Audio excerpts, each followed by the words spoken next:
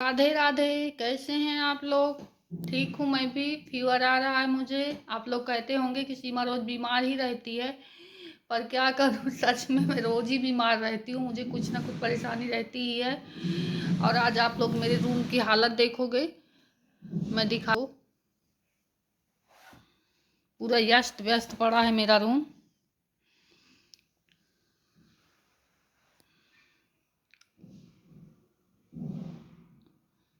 अभी तबीयत भी नहीं ठीक है और इतना सारा काम है, कैसे करूँगी? ऐसा लग रहा है कैसे करूँगी, कुछ समझ में नहीं आ रहा। बाबू आया है तो जैसे था वो सामान निकालता गया और इधर उधर फेंकता गया सारा सब कुछ। अभी इसे मुझे ठीक करना है सब कुछ, और कपड़े भी धुलना है। बहुत सारे कपड़े हैं धुलने के लिए, दिखा रही हूँ मैं आप लोग को। ये इतने सारे कपड़े तो धुलने के लिए रखे हैं। अभी जो बैग में भरा है वो अलग। अब आज आज नहीं धुलती हूँ क्योंकि मुझे फीवर है और मेरा सर बहुत दर्द कर रहा है। बहुत ज़्यादा दर्द था, ऐसे लग रहा था कि जैसे फट जाएगा दर्द बहुत ज़्यादा। दो दो कामीफ्लाम मैंने खाया। आप लोगों से बताती हूँ कि दवाइयाँ नहीं खाती हूँ मैं, लेकिन फिर भी मुझे दो दो दवाइयाँ खाना पड़ा, पर फिर भी मेरा दर्द कम नहीं हुआ। फिर जाके स्टोर से बोल के लाई कि मेरा सर बहुत दर्द कर रहा है, उसे खाया तब जाके थोड़ा आराम लगा।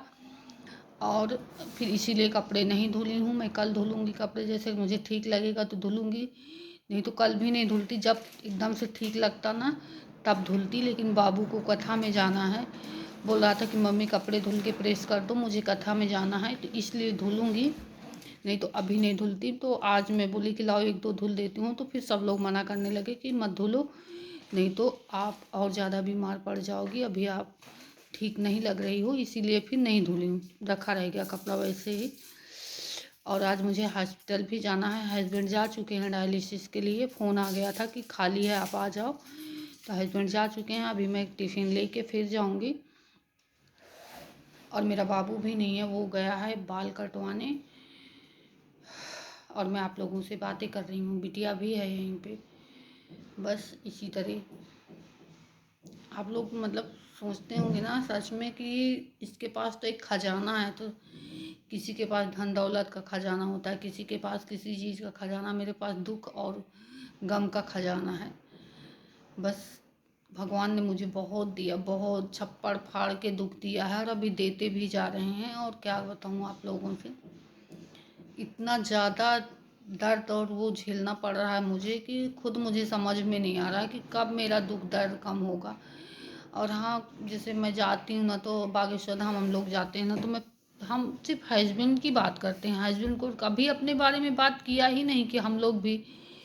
लेकिन इस बार जाऊंगी तो ज़रूर बताऊंगी कि सिर्फ बालाजी पूरा फोकस मेरे हस्बैंड पे देते हैं, वही ठीक रहते हैं और हम लोग व्यस्त व्यस्त रहते हैं। बिटिया भी बीमार रहती, मैं भी रहती हूँ। तो ऐसी कृपा करो कि हम सब लोग ठीक रहें और स्वस्थ रहें, मस्त रहें, और आप लोगों से बातें करते रहें और बालाजी की पूजा करते रहें।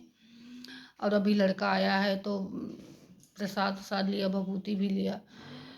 और जैसे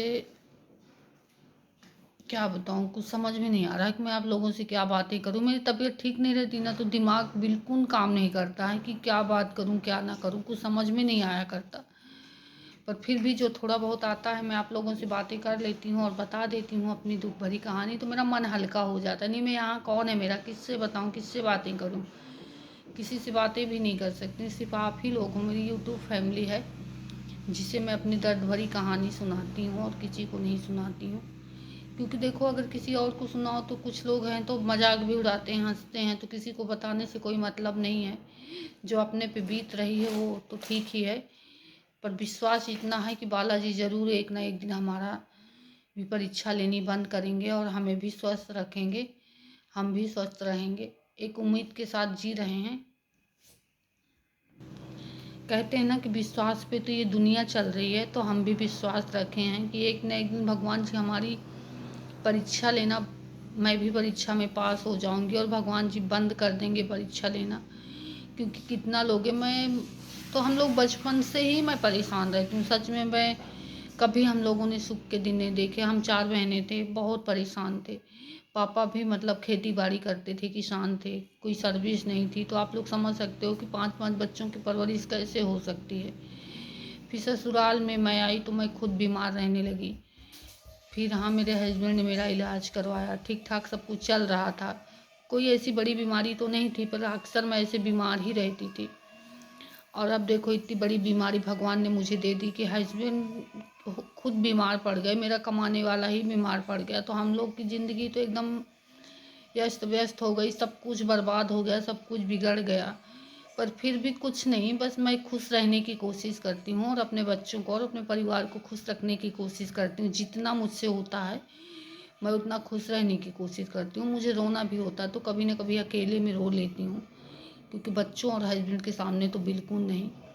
अगर मैं अपने बच्चों के सामने थोड़ा सा भी उदास होती हूँ तो मेरे बच्चे खुद मुझसे ज़्यादा उदास हो जाते हैं। बस मुझे किसी चीज़ का गम नहीं, किसी चीज़ की टेंशन नहीं, क्योंकि हर मुसीबत से लड़ने के लिए मैं तैनात खड़ी हूँ और मैं लड़ती ही रहूँगी, हर आखिरी दम तक लड़ूंगी।